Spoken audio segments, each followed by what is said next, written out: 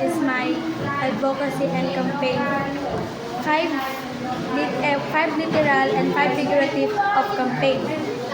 First, corruption. Corruption damage the economy. Our campaign promote transparency. We invite everyone to participate. The goal is to create a society.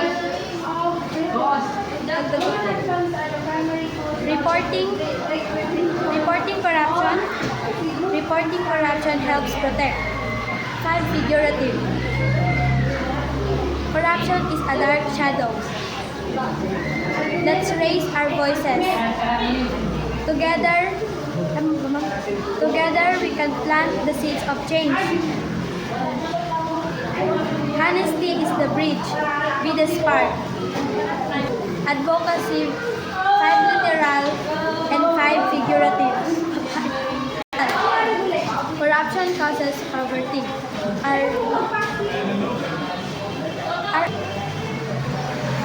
Our advocacy to promote honesty. We encourage people to help. We encourage people to report acts. Tapos, governance helps, good governance improve the lives of citizens.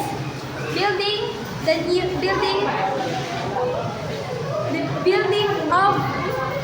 of the integrity. Tapsa.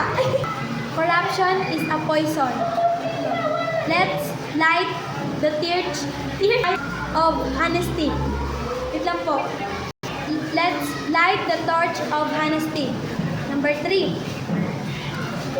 Wait lang po.